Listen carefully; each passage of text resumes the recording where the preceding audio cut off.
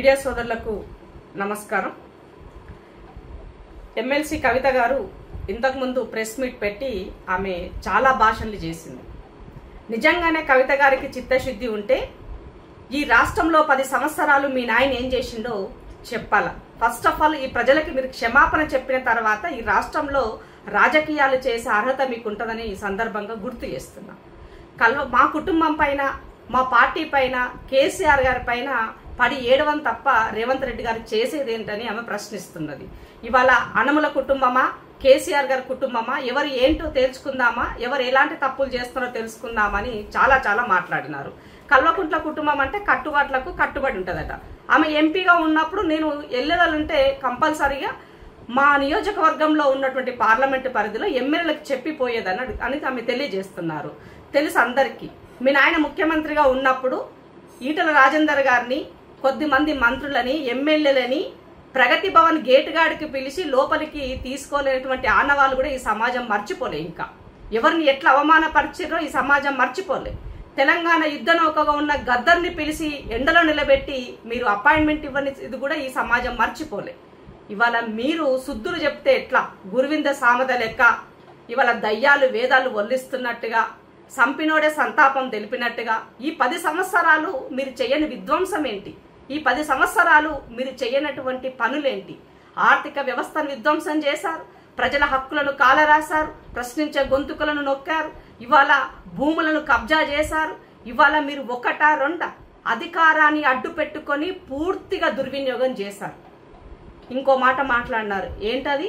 అహంకారానికి care of address Revanth Reddy అట. ఈ సమాజానికి తెలుసు అసలు మీరు ఓడిపోవడానికి కారణమే మీ కుటుంబానికి ఉన్న అహంకారం. ఇవాళ అహంకారానికి బ్రాండ్ అంబాసిడర్లుగా ఎవరు ఉన్నారంటే కల్వకుంట్ల కుటుంబ సభ్యులని ఎవరు ఇంత చిన్న పోరని అడిగిన తెలంగాణలో చెప్తారు. ఇవాళ ఇప్పటికీ కూడా ఆ బలుపు పోలే. ఇప్పటికి కూడా మీ అన్నకి ఇంకా అసలు అది తగ్గనే లేదు. నీకైనా, మీ అన్నకైనా, మీ బావకైనా, మీ నాయనకైనా నిజంగానే మీరు అహంకారం వదులుకుంటే ఇవాళ తెలంగాణ ప్రజల మధ్యలో తిరిగి ఉండేవాళ్ళు. మీ నాయన ఇప్పటిదాకా ఫామ్ హౌస్కి రాకుండా ఫామ్ హౌస్లోనే ఉన్నాడంటే కారణం ఆ అహంకారమే. నేనేంది రేవంత్ రెడ్డి ముందు పోయి మాట్లాడేదేంది, నేనా రేవంత్ రెడ్డికి చెప్పేది సమాధానం అనే విధంగా నీ అహంకారంతోనే ఇవాళ ఈ తెలంగాణ సమాజానికి గతంలో నష్టం చేశారు, ఇప్పుడు కూడా ఇంకా నష్టం చేస్తూనే ఉన్నారు. ఇక మూడో అంశం, ఎస్ఎల్బీసీకి సంబంధించి అక్కడ జరిగినటువంటి ఇష్యూని కూడా మీరు దాన్ని రాజకీయ కోణంలో వాడుకునే పబ్బం గడుపుకునేటువంటి పని చేస్తున్నారు. మీకు సిగ్గు అనిపిస్తలేదని అడుగుతున్నాను నేను. ఎస్ఎల్బీసీ జరిగినటువంటి విషయాన్ని ఆనాడు పవర్ పాయింట్ ప్రజెంటేషన్లో ఉత్తమ్ కుమార్ రెడ్డి గారు మంత్రిగా, ఇప్పుడు మీ పార్టీలో ఉన్నటువంటి మా సోదరులు దాసోజు శ్రవణన్న చేసినటువంటి, ఆనాడు మేమందరం కలిసి చేసినటువంటి పవర్ పాయింట్ ప్రజెంటేషన్లో ఎస్ఎల్బీసీకి సంబంధించి ఏం చెప్పింది? 3890 కోట్లు మేము ఖర్చు పెట్టినాం ఎస్ఎల్బీసీకి అని చెప్పినారు. మరి 3890 కోట్లు, 3890 కోట్లు ఖర్చు పెడితే మరి ఎందుకు పూర్తి కాలేదు? ఆనాడు ఈ ప్రాజెక్టు ఎస్ఎల్బీసీ అనేది 2004లో కాంగ్రెస్ ప్రభుత్వము, ఆనాడు అక్కడ ఉన్నటువంటి నల్గొండ జిల్లాలో ఉన్నటువంటి మంత్రుల యొక్క, ప్రజా సంఘాల యొక్క చొరవతోన ఆ కార్యక్రమం మొదలైంది. దాదాపు 43 కిలోమీటర్లో ఏషియాలోని అతిపెద్ద సొరంగం, అతిపెద్ద టనల్ ప్రాజెక్టుగా దీనికి పేరుండింది. ఇవాళ ఈ ప్రాజెక్టు డిజైన్ని దాదాపు 3,70,000 ఎకరాలకి డిజైన్ చేసినటువంటి ఎస్ఎల్బీసీది. దీనికి 1828 కోట్ల రూపాయలు ఆనాడు కాంగ్రెస్ ఖర్చు పెట్టి దాదాపు 54% కంప్లీట్ చేసింది. సో ఇలాంటి ప్రాజెక్టుని మీరు వచ్చిన తర్వాత పూర్తిగా ఆ రోజు జరిగినటువంటి దాంట్లో ఈ టన్నలు బోరింగ్ మిషన్గా అయిపోయింది అని చెప్పేసి దీనిని ఏం చేస్తున్నారు? శ్రీశైలం నక్కలగండి మరియు నక్కలగండి నుంచి పెండిపాకల ప్రపంచంలో అతిపెద్ద సొరంగ నిర్మాణంగా ఉన్నటువంటి దీనిని టీబీఎం టెక్నాలజీ వాడి దీనిని జేపీ ఇంజనీరింగ్ సంస్థ చేపట్టింది. ఈ ప్రాజెక్టుకి ఒక రోజుకి 500 మీటర్ల వరకు తవ్వాలి అని చెప్పేసి ఆ రోజు దీనికి ప్రతిపాదనలుంటే అక్కడ 100 నుంచి 150 మీటర్ల కన్నా ఎక్కువగా తవ్వకం జరగలేదు కాబట్టి ప్రాజెక్ట్ అన్నది లేట్ అయ్యింది. అటవీ శాఖ కనీసం మిషన్ చడిసప్పుడు కావద్దు, కనీసం డ్రింకింగ్ వాటర్ కోసం కూడా ఎలాంటి బోర్ కూడా వేసుకోవద్దని చెప్పేసి ఆనాడు అటవీ శాఖ నిబంధనలు ఉన్నాయి కాబట్టి ప్రాజెక్టు లేట్ అయ్యింది. తర్వాత మీరు అంటే ఆ రోజు ఉమ్మడి ఆంధ్రప్రదేశ్లో ఉన్నప్పుడే కర్నూలు వరదలు వచ్చినప్పుడు శ్రీశైలం జలాలు టన్నల్లోకి రావడంతో 200 కోట్ల రూపాయల నష్టం జరిగింది ఆ మిషన్లు చెడిపోవడం ద్వారా. సో దీనికి నష్టం వాటిల్ని మీరు తెలంగాణ ఏర్పడ్డ తర్వాత జేపీ సంస్థ ఏం చెప్పింది, దీని యొక్క అంచనాలు పెంచి మాకు ఇవ్వండి అని చెప్పేసి దీని ఎస్కలేషన్ కాస్ట్ 2012 నుంచి అంచనా వేయమని చెప్పేసి ఇచ్చింది. సో ఇలా ఈ ప్రాజెక్టుని పూర్తిగా మీరు పక్కన పెట్టి దీని గురించి ఏమీ ఆలోచించకుండా మేము 3890 కోట్లు ఖర్చు పెట్టినామని చెప్పేసి మాట్లాడుతున్నటువంటి మాటలు మరి అవి ఎవరి జేబులోకి పోయినాయని చెప్పేసి నేను అడుగుతున్నాను. ఆయన 13 కిలోమీటర్లు మేము దీనిని 13 కిలోమీటర్ల వరకు మేము తొమ్మినమని హరీష్ రావు గారు కూడా మాట్లాడుతున్నారు. మరి ఏమైంది తొమ్మితే? అవి ఎక్కడ పోయింది? అది ఎందుకు ఆ బేరింగ్లు అంతా కూడా తుప్పుపట్టిపోయినాయి? ఇవాళ ప్రమాదానికి కారణం ఏంటి? ఇవాళ ఆ ఇన్సిడెంట్ జరిగినప్పటి నుంచి పూర్తిగా నల్గొండ జిల్లాకి సంబంధించినటువంటి మంత్రులు కోమటిరెడ్డి అన్న కానీ, ఉత్తమ్ కుమార్ రెడ్డి గారు కానీ, డిప్యూటీ సీఎం గారు కానీ ఇవాళ అక్కడే ఒక సాహసం చేస్తూ మహబూబ్నగర్కి సంబంధించినటువంటి ఆ జిల్లా మంత్రిగా అక్కడ ఉన్నటువంటి మహబూబ్నగర్ జిల్లాకి సంబంధించినటువంటి జూపల్లి కృష్ణారావు గారు ఇన్సిడెంట్ జరగగానే ఇమ్మీడియట్ అక్కడికి వెళ్ళి ఆ సొరంగం లోపలికి వెళ్ళి ఒక సాహసమైనటువంటి కార్యక్రమం చేసి అసలు నిజంగా ఏం జరిగింది, వాళ్ళకి ఎలా ఉన్నారు, వాళ్ళ పరిస్థితి ఏంటి అని చెప్పేసి పూర్తి పర్యవేక్షణ చేసినటువంటి ఘనత ఇవాళ కాంగ్రెస్ పార్టీకి, కాంగ్రెస్ ప్రభుత్వానికి దక్కుతుంది. మరి ఇవాళ ఇంత చేస్తూ అక్కడికి రేవంత్ రెడ్డి గారు పోలేదంటే పూర్తిగా రేవంత్ రెడ్డి గారి పర్యవేక్షణలోనే ఈ కార్యక్రమం జరిగిందని గమనించాల్సిన అవసరం ఉంది. సో ఇవాళ ఆ జిల్లా పుట్టిన బిడ్డ అయినా కానీ అలాగే ఈ రాష్ట్ర ముఖ్యమంత్రిగా కూడా పూర్తిగా అందరినీ కూడా అధికారులను అప్రమత్తం చేస్తూ దానికి సంబంధించినటువంటి మంత్రులను అప్రమత్తం చేస్తూ కావలసినటువంటి పూర్తి సహాయ సహకారాలు రాష్ట్రానివే కాకుండా కేంద్రం నుంచి కూడా తెప్పించి చేసినటువంటి ఘనత ఇవాళ రేవంత్ రెడ్డి గారిది. మరి మీరేం చేస్తున్నారు? మర్చిపోతే ఎట్లా? మీ నాయన ఏం చేసిండో తెలియదా ఈ సమాజానికి? మీకు ఇంత సోయి ఉంటే హిమాచల్ ప్రదేశ్కి సంబంధించినటువంటి ఆ రోజు అక్కడ ఇన్సిడెంట్ జరిగితే ఆ రాష్ట్ర ముఖ్యమంత్రి పేరైన మాట్లాడేటువంటి మీకు మరి మీరు 10 సంవత్సరాల అధికారంలో ఉన్నప్పుడు మీ నాయన ముఖ్యమంత్రిగా ఎన్ని ఇన్సిడెంట్లు విజిట్ చేశాడు, ఎంతమంది దగ్గర పోయినాడు? ప్రగతి భవన్ వదిలితే పాము గరుస్తుందేమని ప్రగతి భవన్ పట్టుకునే కూర్చున్నావు తప్ప, ఫామ్ హౌస్ కి పరిమితమైనవి తప్ప ఒక్క ఇన్సిడెంట్ కన్నా పోయిన దాఖలాలు ఉన్నాయా? గంతెందుకు ఇవాళ రేవంత్ రెడ్డి గారిని ఆయన ఊరి పక్కనే అని చెప్పినటువంటి మీకు ఇవాళ కరీంనగర్లో అంటే ఆ 10 సంవత్సరాల్లో జరిగిన ఇన్సిడెంట్లో ఒక 2-3 ఇన్సిడెంట్లు మీకు గుర్తు చేస్తాం. కరీంనగర్లో కొండగట్టులో జరిగినటువంటి యాక్సిడెంట్లో 60 మంది చనిపోతే మరి ఎందుకో పోలే మీ నాయన? గజ్వేల్కి సంబంధించినటువంటి స్కూల్ పిల్లలకు సంబంధించినటువంటి ఒక రైల్వే ట్రాక్ జరిగినటువంటి ఇన్సిడెంట్లో మరి ఆ ఎమ్మెల్యేగా ఎందుకో మీ నాయన పోలేదు అక్కడికి? ఇంటర్మీడియట్ పిల్లలు మీ తప్పిదం వల్ల, మీరు చేసిన తప్పిదం వల్ల ఇంటర్మీడియట్ పిల్లలు 30 మంది చనిపోతే మరి ఎందుకో మీ నాయన పోలేదు ఆ రోజు ముఖ్యమంత్రిగా? ఇవాళ నారాయణపేటలో జరిగినటువంటి ఇన్సిడెంట్లో పాలమూరుని ఉమ్మడి పాలమూరు మీరు దత్తత తీసుకురు కదా, అక్కడ జరిగినటువంటి వలస కూలీల ఇన్సిడెంట్లో మరి ఎందుకో మీ నాయన పోలేదు? ఆడబిడ్డలు అత్యాచారం జరిగితే నడి ఒడ్డున ఇన్సిడెంట్ జరిగితే కూడా ఎందుకో మరి మీ నాయన పోలేదు?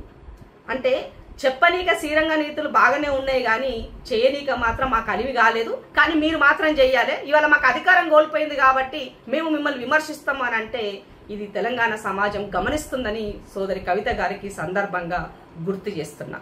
అందుకనే మీ ఏమంటారు లిక్కర్ దందా చేసిన తర్వాత నుంచి మీ చిప్పు దొబ్బినట్టుగా ఉంది, నాకు అది అర్థమవుతుంది. ఎందుకనంటే అపరిచితురాలు లెక్క 10 సంవత్సరాలు జరిగినది మొత్తం అంతా మర్చిపోయి ఇయ్యాలనే ఫ్రెష్గా బయటకు వచ్చి ఈ రోజు నుంచి 10 సంవత్సరాలు జరిగిందంతా ఏమీ లేదు, లెక్కలకు లేదు, ఇప్పుడు జరిగేదే లెక్కలకు అనే విధంగా కవిత గారు మాట్లాడుతుంటే ఈ తెలంగాణ సమాజం నవ్వుకుంటుంది.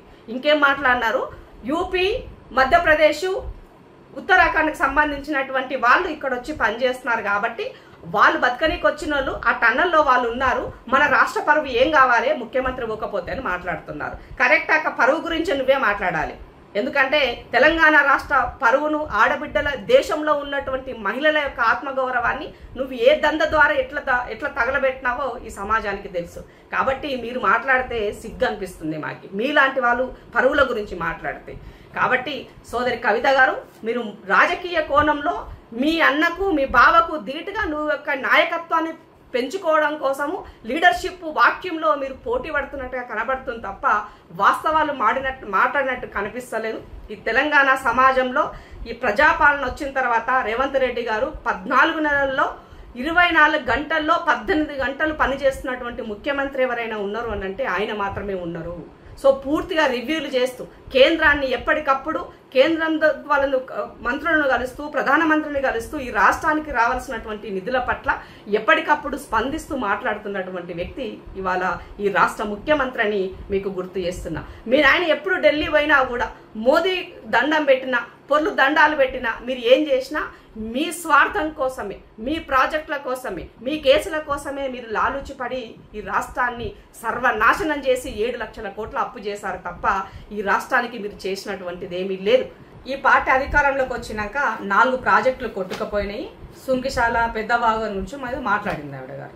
సో కవిత గారికి ఏమడదలుచుకున్నంటే కాళేశ్వరం ప్రాజెక్ట్ అనేది మీరు అధికారంలో ఉన్న నాడే కుంగింది. దానికి ఎవరు కారణం? మీరు కాదా? ఇవాళ సుంకిశాలకి దాని ప్రమాదం జరగడానికి కారణం మీరు కాదా? SLBC ఇవాళ టర్న జరగడానికి కారణం మీది కదా. 10 సంవత్సరాలు నువ్వు అధికారంలో ఉండి నువ్వు చేయాల్సిన పని చేయకుండా నీ తప్పిదం వల్ల నష్టం జరిగితే అది కాంగ్రెస్ పార్టీకి అంటగట్టడం ఎంతవరకు సబబు? ఇక పైనుంచి సుంకిశాలకు సంబంధించి ఒక యాక్టివిస్ట్ RTI అడిగితే ఇది దేశ భద్రతకు సంబంధించినటువంటి అంశము, మేము మీకు ఇవ్వలేమని చెప్పేసి ఆమె ఎటకారంగా మాట్లాడినటువంటి అంశం. ఇక RTI గురించి BRS పార్టీ మాట్లాడే నైతిక హక్కు లేదు. ఎందుకంటే గతంలో నేను 10 సంవత్సరాలు RTI యాక్టివిస్ట్గా నేను ఎన్నో అంశాల పట్ల మిమ్మల్ని అడిగిన. ఎన్నడైనా మీరు ఇచ్చినారా ఒక్కదానికైనా? ప్రతి విషయాన్ని మా పరిధిలో లేదు, ఇది మేము ఇవ్వలేము, ఇది భద్రత దృష్ట్యా మేము ఇవ్వలేమని మీరు చెప్పిచ్చినారు. రమ్మంటే ఎక్కడికి రావాలో పోనీ అమరవీరుల దగ్గరికి రా, నేను వస్తా. 10 సంవత్సరాలు నేను రాసిన RTIలో మీ ప్రభుత్వం మీరు అధికారంలో 10 సంవత్సరంలో ఎన్నిటికి మీరు సమాధానం ఇచ్చినారని చెప్పడానికి. ఇవాళ దాని చిన్న ఒక ఎగ్జాంపుల్ ఇస్తా మీకు. మల్లన్న సాగరు ముప్పు బాధితుల సందర్భంలో మీ నాయన వెళ్ళి హైకోర్టు జడ్జిని కలిసిన రోజు నేను RTI ఆ రోజు అడిగాను. సో మీరు కలిసినటువంటి మినిట్స్ అసలు ఎజెండా ఏంటి అని అడిగినప్పుడు మీరు ఇచ్చినటువంటి ఇది RTI కాపీ నా దగ్గర ఉన్నటువంటి ఇది ఏంటి, కొన్ని విషయాల దృష్ట్యా మేము సమాధానము ఇవ్వలేమని చెప్పేసి 3 నెలల తర్వాత తిరిగి నేను ఎప్పుడు ఆగస్టు 2019 ఆగస్టు 2వ తారీఖు నాడు మీరు నాకు రిప్లై ఇచ్చారు. నేను వేసింది ఎప్పుడు నేను జూలైలో వేసాను. 2 నెలలు తిరిగిన తర్వాత మీరు నాకు ఇది ఇచ్చినారు. సో దీంట్లో ఏముంది? ఏమీ లేదు, మేము ఇవ్వలేమన్నది ఒకే ఒక దానికి మీరు ఇచ్చినటువంటి సమాధానం. ఇవాళ మీ యొక్క అంటే దాదాపు ఏమంటారు, చీఫ్ జస్టిస్ ఎప్పుడు 14, 17 ఏప్రిల్ అండ్ 4th మే 2019లో కలిసినారు. వీటికి సంబంధించినటువంటివి ఏంటివని చెప్పేసి మేము అడిగినప్పుడు దీనికి మీరు ఇచ్చినటువంటి సమాధానం ఇది. సో గురువింద సామెత లెక్క మీరు అన్ని సక్కంగా సక్కపూస లెక్క పనిచేసిన, శుద్ధపూస లెక్క పనిచేసినామని, సత్తారిచంద్ర బిడ్డలకు అంబాసిడర్లమని, మేము బాగా చేసినామని, రేవంత్ రెడ్డి వచ్చినాక ఇవేం చేస్తలేడని చెప్తే మీకు సిగ్గు అనిపిస్తలేదని అడుగుతున్నాను కవిత గారికి. ఇదే కాదండి, ఇవాళ ప్రగతి భవన్కి సంబంధించినటువంటి దానికి ఎంత ఎక్స్పెన్సివ్ చేశారు అవడితో కూడా మీరు ఇవ్వలే. ఆ రోజు భూములకు సంబంధించినటువంటి ఈడీ పరిధిలో ఉన్నటువంటి భూములను కూడా మీరు వేలం వేస్తే అలాంటి భూములకు సంబంధించినట్టు వివరాలు అడిగితే కూడా మీరు ఇవ్వలే. మీరు ఏ పని సరిగ్గా చేసిరని ఈ రాష్ట్రాన్ని పూర్తిగా దాచుకొనిలో ఉన్నటువంటి బిజీ ప్రజా సమస్యల పట్ల, అభివృద్ధి పట్ల, సంక్షేమం పట్ల మీకు ఎక్కడిది చిత్తశుద్ధి? మరి ఇవాళ రేవంత్ రెడ్డి గారు అక్కడికి వెళ్ళి నరేంద్ర మోదీ గారు అపాయింట్మెంట్ ఇస్తే ఆయన ఇచ్చినటువంటి అపాయింట్మెంట్ ప్రకారంగా వెళ్ళి మాట్లాడితే ఇవాళ మీరు మోదీతోన ఏం చేసుకొని వచ్చినారో మీ ఇద్దరి మధ్య దోస్తాను ఈ సమాజానికి అర్థమైపోతుందని మాట్లాడుతున్నారు. ఏం దోస్తాని? చీకటి ఒప్పంద దోస్తాని మీది. కాబట్టే కదా నిర్మలా సీతారామన్ ఆమె పార్లమెంట్లో మాట్లాడుతున్నటువంటి సందర్భంలో ఏ రాష్ట్రాన్ని 10 సంవత్సరాలలో అప్పుల పాలు చేసింది మీ నాయన అయితే ఒక్క మాట కూడా మీ నాయన గురించి మాట్లాడాలి. మాజీ ముఖ్యమంత్రిగా కేసీఆర్ గారు చేసిన అప్పుల వల్ల ఈ రాష్ట్రం ఇట్లా అయ్యిందని చెప్పి ఆమె ఒక మాట చెప్పకుండా, అది ఏ ప్రభుత్వం ఉంటే ఏంటి, తెలంగాణ రాష్ట్రం మాత్రం అప్పుల పాలైందని చెప్పేసి ఆమె మాట్లాడి చెప్పిన దాన్ని బట్టి అర్థమైపోతుంది మీ ఇద్దరి మధ్య దోస్తాన్ని ఎంత స్ట్రాంగ్ గా ఉంది అన్నది. ఇవాళ జరిగే ఎమ్మెల్సీ ఎన్నికల్లో కూడా మీరు క్యాండిడేట్ ను పెట్టకపోవడం బట్టి కూడా ఎవరికి మేలు చేస్తారో కూడా ఈ సమాజానికి అర్థమైపోయింది. ఇంకెందుకు నిన్న జరిగినటువంటి స్టాండింగ్ కమిటీ GHMCకి సంబంధించినటువంటి స్టాండింగ్ కమిటీ ఎన్నికల్లో ఇవాళ మీ క్యాండిడేట్ ని నిలుపుకోకపోవడం బట్టి కూడా అర్థమైపోయింది కదా మీ దోస్తాన్ని ఎట్లా జరుగుతుంది, ఏమవుతుంది, ఎటువైపు వెళ్తుంది అన్న దానికి. కాబట్టి రాజకీయాల గురించి మాట్లాడేటప్పుడు ఒక అవగాహనతోటి మాట్లాడితే బాగుంటుందని కవిత గారికి ఈ సందర్భంగా గుర్తు చేస్తూ ఇంకొక విషయాన్ని మనకు చెప్పాల్సిన అవసరం ఉంది. ఏంటి అని అంటే, కాంగ్రెస్ పార్టీని ఆమె ఐరన్ లెగ్ పార్టీ అన్నది. ఐరన్ లెగ్ పార్టీ ఎట్లా చెప్పాలా? ఐరన్ లెగ్ ఎవరు? మీరు ఐరన్ లెగ్ ఇవ్వాలా. ఈ రాష్ట్రంలో, తెలంగాణ రాష్ట్రంలో కవిత గారు ఐరన్ లెగ్ మహిళ. ఎందుకు ఐరన్ లెగ్గు? నీవు లిక్కర్ దందా పెట్టినాక మీ నాయన పదవి ఊడింది, మీ నాయన ఫామ్ హౌస్కి పరిమితం అయినాడు. నువ్వు లిక్కర్ దందా చేయబట్టి ఢిల్లీలో కేజ్రీవాల్ గారు ఆయన ఇంటికి పరిమితం అయినాడు. నీ వల్ల 2 రాష్ట్రాలలో 2 ప్రభుత్వాలు కుప్పగొచ్చి రెండు పార్టీలను, ప్రభుత్వాలు కూలే కాకుండా పార్టీలు కూడా తూడ్చుకుపట్టేగా ఐరన్ లెగ్ మహిళగా నువ్వు తయారైనవని ఈ సందర్భంగా చెప్పాల్సిన అవసరం ఏర్పడింది. కాబట్టి మన దగ్గర మైక్ దొరికింది కదా, మనం ఏదైనా చెప్తే ఈ సమాజం నమ్ముతుందని, దానికి పైగా తెలంగాణ సమాజానికి నేను హెచ్చరిస్తున్నా అని చెప్పేసి ఆమె ఒక మాట చెప్తున్నారు. ఏమని? మళ్ళా తెలంగాణ సెంటిమెంటును రగలుస్తూ ఉద్యమ సమయంలో సమైక్యాంధ్రులు మన ఎట్లా మోసం చేసినారో తెలుసు కదా, మళ్ళా అలాంటి దొంగలు రాబోతున్నారు, వాళ్ళు చేస్తున్నారు అని చెప్పి ఇవాళ ఆంధ్రజ్యోతికి సంబంధించినటువంటి ఒక హెడ్లైన్స్ ని చూపించారు. మిస్టరీగా మరణాలు అని అన్నది. ఏం మాట్లాడినారు రేవంత్ రెడ్డి గారు? జరిగిన వాస్తవాలు చెప్పినారు. ఇవాళ మన భూపాలపల్లిలో చనిపోయినటువంటి సోదరులు, ఒక యాక్టివిస్ట్గా ఉన్నటువంటి తన భార్య ఏం చెప్పింది? కత్తులతో పొడిచి చంపినటువంటి వ్యక్తులు బీఆర్ఎస్ పార్టీకి సంబంధించినటువంటి వాళ్ళ హస్తం ఉన్నది, పెద్ద నాయకుల హస్తం ఉన్నది తన భార్యనే చెప్పింది కదా. అదే రేవంత్ రెడ్డి గారు చెప్పినారు, ఎవరైనా కంప్లైంట్ ఇస్తే తప్పకుండా మేము అది చేస్తామని చెప్పారు. సో ఇవాళ ఒక హైకోర్టు జడ్జి సో అది అవుతున్న సందర్భంలో తను చనిపోయినటువంటి విషయాన్ని కూడా ప్రస్తావించారు. వీటితో పాటుగా నిన్న ఇన్సిడెంట్లో, అంటే ఆ రోజు ఏ డ్రగ్ విషయంలో మీ అన్న డ్రగ్స్కి కేర్ ఆఫ్ అడ్రస్గా ఉన్నారు కదా, బ్రాండ్ అంబాసిడర్గా. సో దానికి సంబంధించిన ఆ కేసులో కేదార్ అనే వ్యక్తి చనిపోయినాడు. సో వరుసగా ఇలాంటి బీఆర్ఎస్ పార్టీకి ఎటు చూసినా కూడా, ఏ వైపు ఆలోచించినా కూడా బీఆర్ఎస్ పార్టీకి కేంద్రంగా కనిపిస్తూ ఈ హత్యలు, ఈ చనిపోయినటువంటి వాళ్లకు ఈ బీఆర్ఎస్ పార్టీ అనేది కనబడుతుంది. అంటే ఆ మూలాలు దీని వెనక ఉన్నాయన్న విషయాన్ని ప్రస్తావించారు. అంతే తప్ప ఏమంటారు, గుమ్మడికాయల దొంగ ఎవరంటే భుజాలు తరుముకున్నట్టుగా దానిని కూడా ఇవాళ ఈ పేపర్ ఇంత పెద్ద కథనం రాసింది. మరి ఈ పేపర్ ఎవరిదో తెలుసు కదా, ఆ పక్క రాష్ట్రంలో ఎవరున్నారు, ఈ రాష్ట్రంలో ఎవరున్నారు, కేంద్రంలో ఎవరున్నారు. సో వీళ్ళందరూ కలిసి బీఆర్ఎస్ పార్టీ పైన, కేసీఆర్ గారి పైన కుట్రలు పంతునంటే కేసీఆర్ సచ్చినపాము కుట్రలు పనాల్సిన అవసరమే ఉందండి? ఇది సమాజానికి తెలియదా? మీరు చేసిన మోసాలు, మీ అహంకారానికి ప్రజలు మిమ్మల్ని ఇవాళ ఫామ్ హౌస్కి పరిమితం చేశారు. పదే తెలంగాణ సెంటిమెంట్ రెచ్చగొట్టడం కోసం ప్రజలకి నేను ప్రాధేయపడుతున్నా, అప్రమత్తం చేస్తున్నా. తెలంగాణ సమాజం ఆలోచించండి అని అంటే, తెలంగాణ సమాజం ఆలోచించే మీకు కర్రగాల్చి వాత పెట్టినారు. రేవంత్ రెడ్డి గారి సర్కార్కి ప్రజలు అధికారం కట్టబెట్టారు.